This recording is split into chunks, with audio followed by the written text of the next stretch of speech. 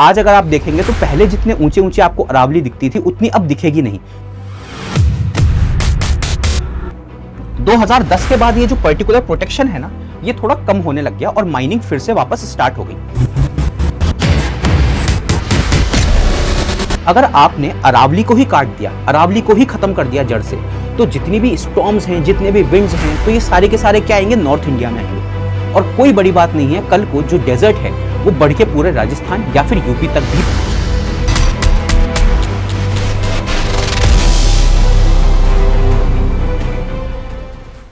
नमस्कार साथियों and welcome to Study IQ. उम्मीद करता हूं कि आप सभी बहुत मजे में होंगे, लेकिन हम आज के इस पर्टिकुलर डिस्कशन को स्टार्ट करें उससे पहले एक छोटा सा सवाल है मेरे पास आप सभी लोगों के लिए। सवाल क्या है कि क्या चीज इंपॉर्टेंट है हमारे लिए, डेवलपमेंट या एनवायरमेंट? और ये सवाल क्यों आया है मेरे दिमाग में, क्योंकि अभी रिसेंटली ना एक सुप्रीम कोर्ट का वर्डिक्ट आया है अरावली माउंटेन्स के बारे में। बेसिकली अरावली के ऊपर काफी टाइम से ना माइनिंग्स चल रही थी और उस माइनिंग के रिगार्डिंग एक केस हो गया। केस हुआ तो एक कमेटी बनाई गई, कमेटी ने कुछ एक बताया कि भाई किसको तो हम अरावली मानेंगे और किस पार्ट को हम अरावली नहीं मानेंगे। सो एक बेसिक क्राइटेरिया दिया। अब इस क्राइटेरिया को सुप्रीम कोर्ट में चैलेंज कर दिया गया। अब सुप्रीम कोर्ट ने इस क्राइटेरिया को एक्सेप्ट भी कर लिया है। सो जो सुप्रीम कोर्ट ने क्राइटेरिया को एक्सेप्ट किया है ना, इसे माना गया है death warrant for the Aravalli. अब किस हिसाब से डेथ वारंट है, क्यों इसे डेथ वारंट बोला जा रहा है और क्यों हम अरावली के लिए इतने सारे लोग जो हैं, स्पेशली इन राजस्थान, इन गुजरात, ये सब लोग सड़कों पे आ क्यों रहे हैं। सो बिफोर हम इस चीज को समझें कि भाई ये क्या मुद्दा है, क्या सारी चीजें हैं, क्या डेवलपमेंट है, इससे पहले ये तो जान ले कि डेथ वारंट के बारे में किसकी बात हो रही है। तो बात हो रही है यहाँ पे अरावली माउंटेन्स की। अब अरावली माउंटेन्स क्या है? ये है oldest fold mountain of the world. मतलब दुनिया में जो सबसे पुराने फोल्ड माउंटेन्स है ना, उनमें से अरावली को एक माना जाता है।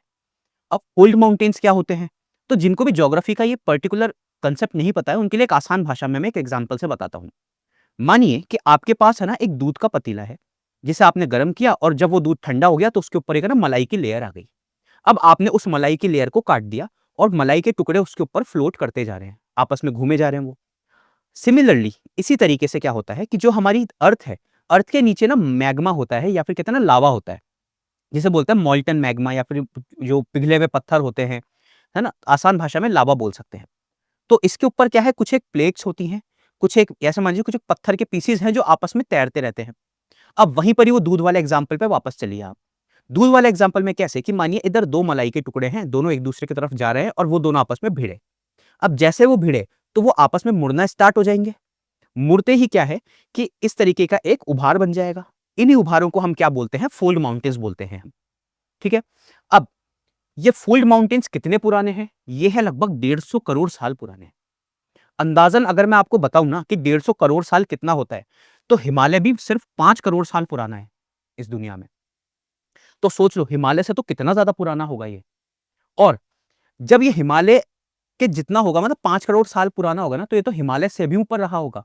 क्यों? क्योंकि आज 150 करोड़ साल बाद भी जो इसकी सबसे ऊंची पीक है ना, गुरु शिखर, उसकी हाइट लगभग 1722 मीटर ऊंची है।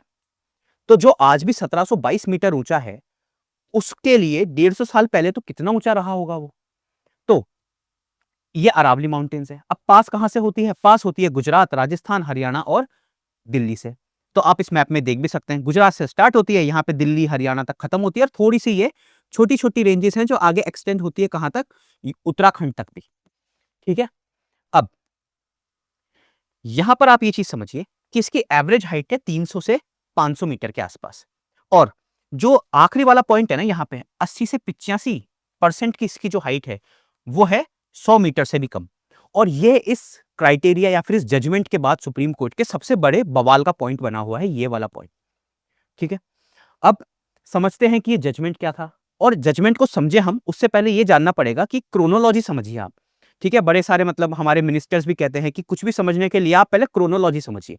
तो क्रोनोलॉजी क्या चलती है इसकी, कि सबसे पहले 1996 से पहले भी ना यहाँ पे लगातार माइनिंग चलती थी अरावली के रीजन में। और वो माइनिंग कैसे होती थी कि अगर कोई राजस्थान से होगा, हरियाणा से होगा, गुजरात से होगा, या फिर फॉर एग्जांपल दिल्ली से भी होंगे, जिन्होंने किनारे पे देखे होंगे ये सारे माउंटेन्स, तो एक ऐसा पॉइंट आ गया था जब ये माउंटेन्स गायब हो गए थे। ठीक है, आज अगर आप देखेंगे तो पहले जितने ऊंचे-ऊंचे आपको अरावली दिखती थी उतनी अब दिखेगी नहीं।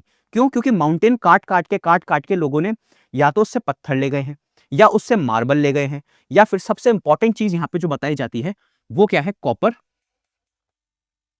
और दूसरी चीज़ है यहाँ पे लाइमस्टोन। लाइमस्टोन कैसे? अब काम में किसमें आता है लाइमस्टोन? लाइमस्टोन आता है सीमेंट बनाने में काम। तो आपने देखा होगा कि अगर जो भी थोड़ा बहुत जानते हैं राजस्थान के बारे में या ऐसे, तो चित्तौड़गढ़ नाम की एक जगह है जहाँ पे बहुत सारी सीमेंट की फैक्ट्रीज़ आपको देखने को मिल जाएँगी। अब 2002 के अंदर एक व्यक्ति थे एमसी मेहता। एमसी मेहता ने एक केस कर दिया कि आप इस तरीके से इल्लीगल माइनिंग हो रही है यहाँ पे अरावली के अंदर, तो जुडिशरी के पास वो गए, जुडिशरी के पास जाके उन्होंने बोला कि इस माइनिंग को आप बंद करवाइए। तो जो आज जुडिशरी है, जिसको हम बोल रहे हैं कि भाई उसने डेथ वारंट साइन कर दिया अरावली पे, उस समय जुडिशरी ने एक थोड़ा-सा एक्टिवनेस दिखा के अपनी इसको एक प्रोटेक्शन दिया। और ये प्रोटेक्शन कब तक लगातार चला? 2010 तक। लेकिन 2010 के बाद ये जो पर्टिकुलर प्रोटेक्शन है ना, ये थोड़ा कम होने लग गया और माइनिंग फिर से वापस स्टार्ट हो गई। अब माइनिंग स्टार्ट हुई और गवर्नमेंट ने भी थोड़े-थोड़े माइनिंग के प्रोजेक्ट उनको एलोकेट करने या फिर देने चालू कर दिए। और उनका पीछे का रीज़न ये था कि हमें पता ही नहीं है कि डेफिनिशन क्या है अरावली की, कि इतनी बड़ी अरावली है, 4 स्टेट से निकल रही है, कहीं पे ऊँची है, कहीं पे छोटी है, या फिर एक मानो कि छोटा-सा कहते हैं ना कि साधारण भाषा में एक छोटी-सी डूंगर है या फिर एक छोटा-सा पहाड़ है, उसको भी आप थोड़ी ना अरावली बता दोगे। फिर तो उस हिसाब से तो कुछ भी बन ही नहीं सकता, वहाँ पे कोई इंसान रह भी नहीं सकता क्योंकि सब कुछ प्रोटेक्टेड है। अब इस डेफिनिशन की कमी के कारण क्या होता है, वहाँ पे फिर से माइनिंग स्टार्ट हो जाती है। फिर से एक केस पहुँचता है और केस पहुँचने के बाद 2018 में एक कमेटी बनाई जाती है, जिसका ये एजेंडा होता है कि वो एक डेफिनिशन बनाएगी। डेफिनेशन कैसे बनाएगी कि 4 स्टेट से अगर अरावली हमारी पास हो रही है, तो इन 4 स्टेट से निकलते-निकलते किस हिसाब से वो अरावली क्या मानी जाएगी और क्या अरावली का पार्ट नहीं माना जाएगा। अब ये कुछ एक क्राइटेरिया देती है। एक तो देती है लोकल रिलीफ की हाइट के ऊपर और एक देती है क्लस्टर क्राइटेरिया। अब लोकल हाइट और ये क्लस्टर को एक बार समझ लेते हैं हम। तो सबसे पहला क्राइटेरिया आता है हाइट वाला। हाइट वाला कैसे? कि मानिए यहाँ पे 1, 2, 3 3 पहाड़ हैं। जो ये सबसे पहला पहाड़ है ना, इसको तो हम अरावली में माना जाएगा इस क्राइटेरिया के हिसाब से।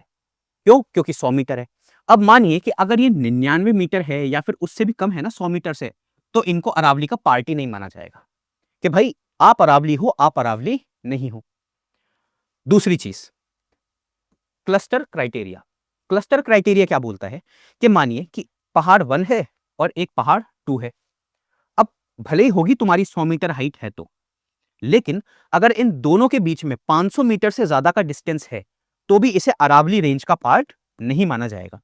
कुल मिलाकर बात यह है कि प्रोटेक्शन का स्टेटस जो है अरावली का, उसको बहुत हद तक डाइल्यूट कर दिया गया है या फिर न के बराबर कर दिया गया है।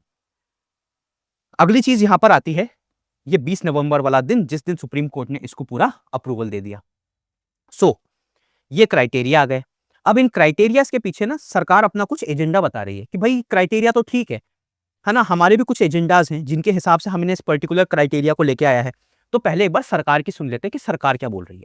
सरकार बोल रही है कि जो ये क्राइटेरिया लेकर आया गया है ना, तो सबसे पहले तो इसको साइंटिफिक पैरामीटर के ऊपर लाया गया है कि जो भी बड़े-बड़े साइंटिस्ट हैं, जो इस पूरे कमिटी के अंदर बैठे थे, उन्होंने डिसाइड किया है, पूरा सर्वे किया है, सब किया है। उसके बाद एक अच्छे तरीके से पढ़-पढ़ा के इसको पढ़े-लिखे लोगों ने लेकर आया है। अब वो देखते हैं कि कितने पढ़े-लिखे थे जब हम इसके काउंटर्स डिस्कस करेंगे। दूसरी चीज़, फेडरल एफिशिएंसी आएगी भाई साहब इससे। फेडरल एफिशिएंसी क्या? कि एक यूनिफॉर्म स्टैंडर्ड रहेगा चारों स्टेट में, तो जो माइनिंग है या फिर और भी कोई जो एक्टिविटीज़ हैं, उनके अंदर थोड़ी-सी परमिशन देने में हमको आसानी रहेगी। तीसरी चीज़ क्या होगी कि गवर्नमेंट की पॉलिसीज़ के अंदर प्रेडिक्टेबिलिटी आएगी। अब प्रेडिक्टेबिलिटी की बात ऐसे है कि आप कभी बोलते हैं कि कोई व्हीकल चलेगा, कोई व्हीकल नहीं चलेगा, और उसके बाद आपको प्रेडिक्टेबिलिटी लानी कहाँ पर है? अरावली में। मतलब बेसिकली एक है ना विरोधाभास है, मतलब एक है ना काउंटर पॉइंट है ये एक। सो प्रेडिक्टेबिलिटी आएगी किसके अंदर? एनवायरमेंटल पॉलिसीज के अंदर। अब जो ये एनवायरमेंटल पॉलिसीज हैं, इनके अंदर प्रेडिक्टेबिलिटी आ गई, और सबसे इंपॉर्टेंट चीज यहाँ पे डेवलपमेंट होगा, जो मैंने स्टार्टिंग में बात करी थी, डेवलपमेंट वर्सेस एनवायरमेंट वाली। तो यहाँ पे बताया जा रहा है कि भाई डेवलपमेंट होगा। अब डेवलपमेंट कैसे होगा? कि मिनरल्स का एक्सप्लोरेशन होगा यहाँ पे। अब मिनरल्स कैसे? कि सबसे पहले तो देखिए कि एक तो यूरेनियम, कहा जा रहा है कि राजस्थान में वहां पे अब अरावली के आसपास कहीं यूरेनियम भी मिलने वाला है। दूसरी चीज यहाँ पर यह बोला गया है कि लाइमस्टोन तो खैर है ही।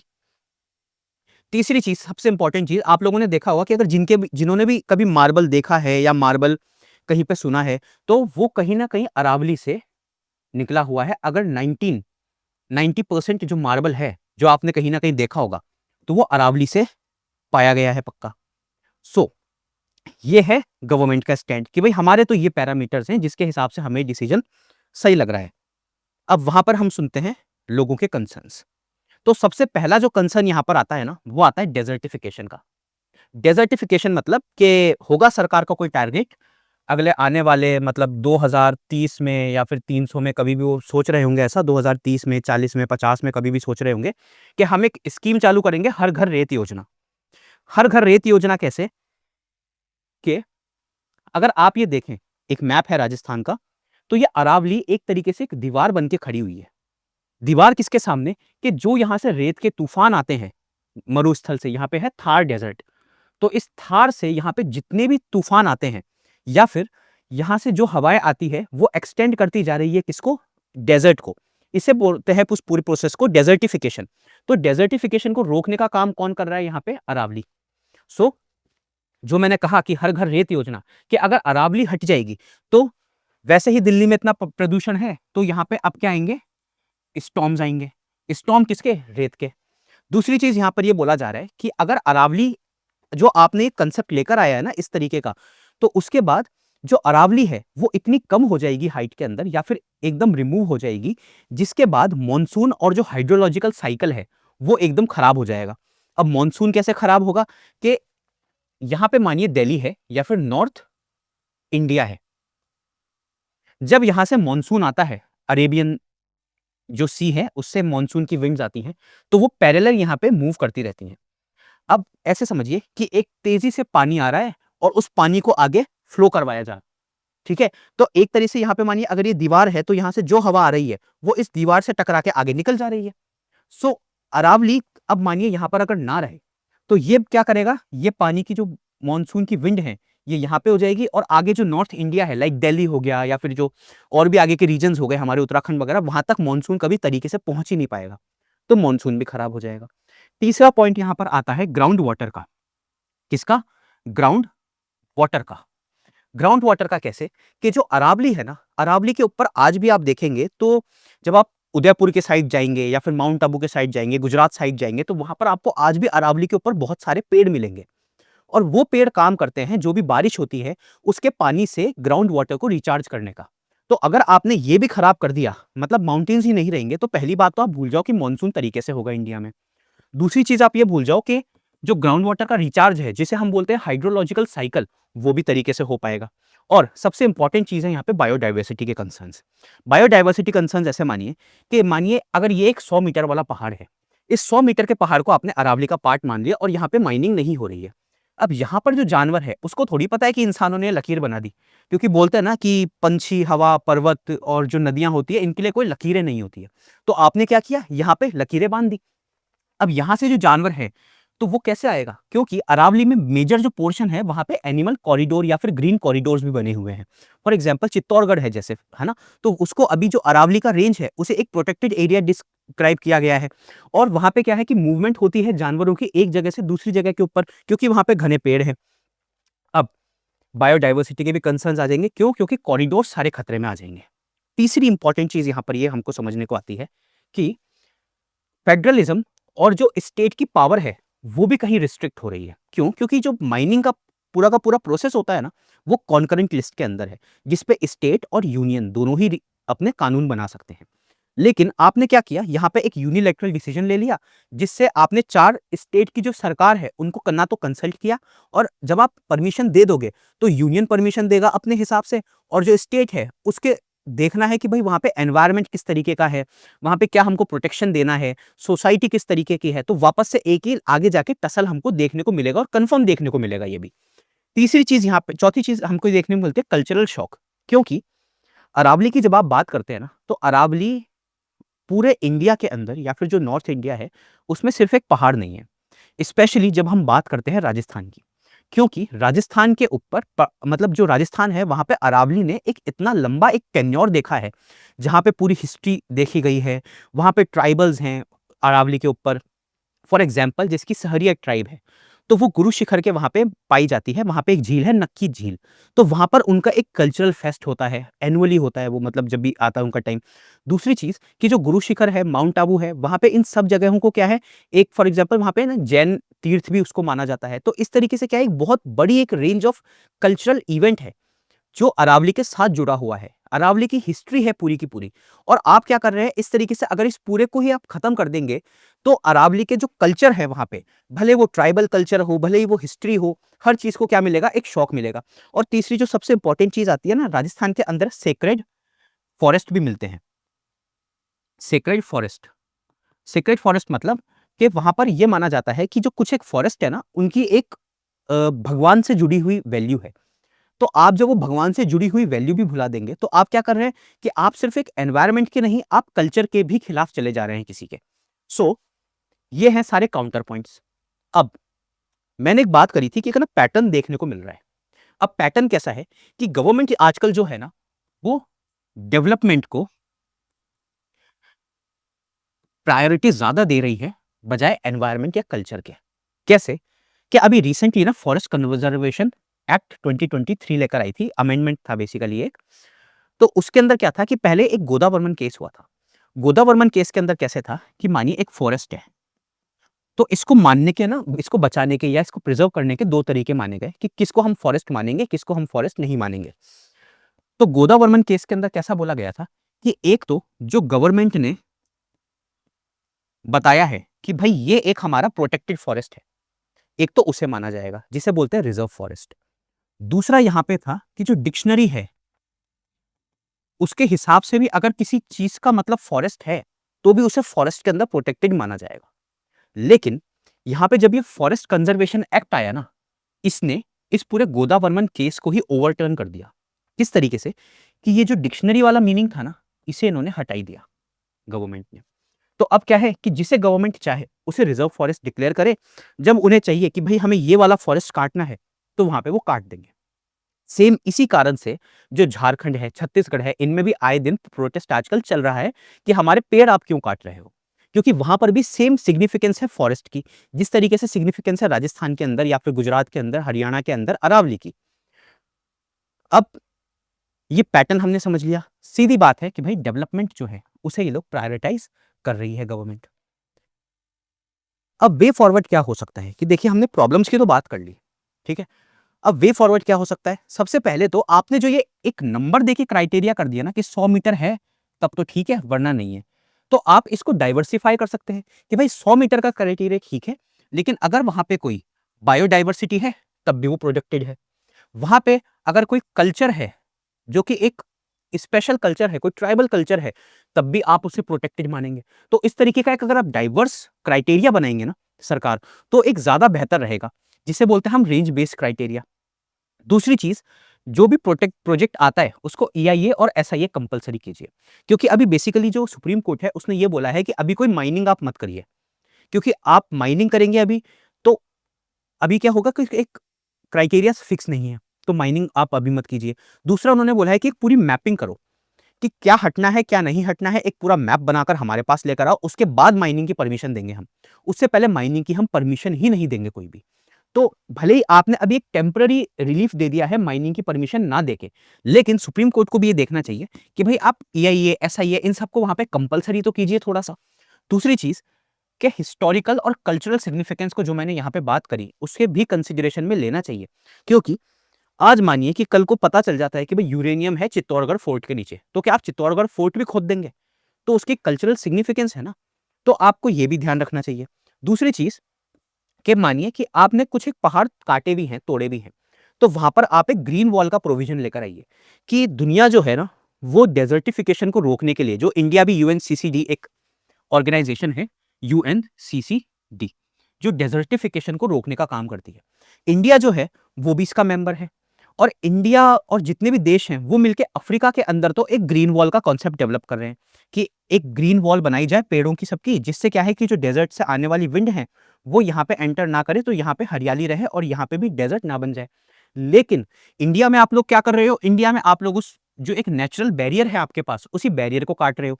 तो अगर आप एक नेचुरल बैरियर को काट रहे हो तो कम से कम एक ग्रीन वॉल का कॉन्सेप्ट तो यहाँ पर लेकर आओ, ताकि डेजर्टिफिकेशन ना बढ़े, ताकि जो हमारा मॉनसून है वो कंटिन्यूअस चलता रहे, जो हमारे पेड़ पौधे हैं, जो हमारे जीव जंतु हैं वो तरीके से जी सके, जो हमारा ग्राउंड वाटर है वो चलता रहे, और एनवायरनमेंट या जो एक माइक्रो क्लाइमेट है एक पर्टिकुलर लोकेशन का वो भी बराबर चलता रहे।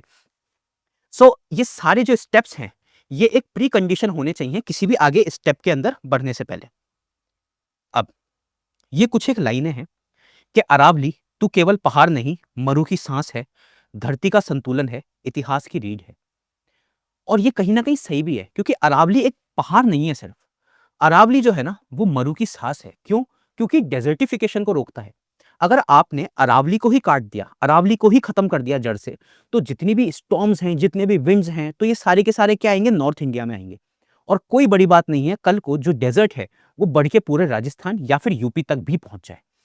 दूसरी चीज, धरती का संतुलन है।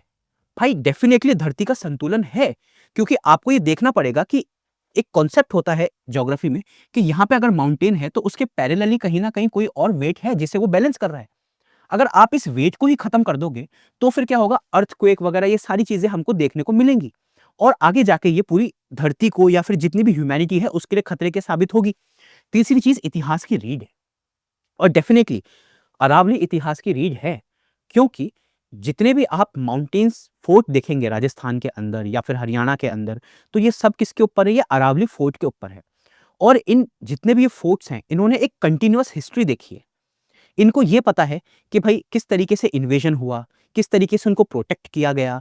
तो ये जो भी कहते हैं ना कि हर एक चीज जो है वो हिस्ट्री रिकॉर्ड करती है। तो अरावली तो इतनी पुरानी है, 150 करोड़ साल पुरानी है, तो उसने कितनी हिस्ट्री रिकॉर्ड कर रखी होगी। तो इसलिए भी एक कल्चरल सिग्निफिकेंस के लिए भी इस पूरे माउंटेन रेंज को हमको बचाना बहुत जरूरी है। अब जो मैंने सवाल आपसे पूछा था at the starting of this particular video कि क्या जरूरी है, डेवलपमेंट या एनवायरनमेंट, अब इसका मेरे हिसाब से एक थोड़ा सा ओपिनियन तैयार है। आप लोग फ्री हैं अपने ओपिनियन के लिए। मेरा ओपिनियन ये है कि डेवलपमेंट आप तब तक अचीव नहीं कर सकते हो जब तक आप एनवायरनमेंट को साथ लेके नहीं चलेंगे। क्यों? कि अगर मैं डेवलपमेंट की और एनवायरनमेंट का एक छोटा सा एग्जांपल आपको देके यहां पे समझाऊं, तो मानिए दिल्ली है, दिल्ली के अंदर इतना डेवलपमेंट है, बड़ी बड़ी इमारतें हैं, इतने सारे एक्सप्रेसवेज निकल रहे हैं, हर आदमी के पास कार है, हर कोई इंसान अच्छा कमा रहा है, लेकिन यहाँ पे एनवायरनमेंट नहीं है। तो एनवायरनमेंट नहीं है तो आप कितना भी कमा लीजिए, आप बाहर निकल नहीं सकते, आप खुल के सांस नहीं ले सकते। क्यों? क्योंकि AQI इतना ज्यादा है। अब मेरे हिसाब से तो क्या है कि जो डेवलपमेंट है ना वो बाद में आता है एनवायरनमेंट के, क्योंकि डेवलपमेंट भले ही आपको रोटी, कपड़ा, मकान, पैसा सब कुछ दे दे, लेकिन जो एनवायरनमेंट है वो आपको एक ऐसा सिचुएशन देगा जहां पे आप लोग उसको यूटिलाइज कर पाएंगे। लेकिन अगर आपने एनवायरनमेंट को ही खत्म कर दिया है पूरे डिस्कशन से, तो भूल जाइए कि डेवलपमेंट भी आपके किसी काम का रहेगा। सो ऑन दिस नोट मैं इस लेक्चर को यहां पे खत्म करता हूं, और मैं आप लोग सब लोगों का भी ओपिनियन जानना चाहूंगा कि क्या इंपॉर्टेंट है, और आप कमेंट सेक्शन में फ्री हैं ये जवाब देने के लिए। और जनरली मैं बोलता नहीं हूं कि किसी वीडियो को आप शेयर कीजिए या लाइक कीजिए या कमेंट कीजिए, कुछ भी कीजिए, but for Aravalli at least take a step, share this particular video, and allow this video and this particular message to reach to each and every decision making authority of this nation, ताकि पता भी तो लगे कि आप सिर्फ development ले आएंगे और दिल्ली जैसा बनाकर छोड़ देंगे किसी जगह को, तो वो चीज रास नहीं आएगी किसी को भी। So thank you so much, and comment section में आप बताइए क्या इंपॉर्टेंट है, डेवलपमेंट या फिर environment. Thank you so much. Study IQ IAS, आपका सिलेक्शन हमारा मिशन।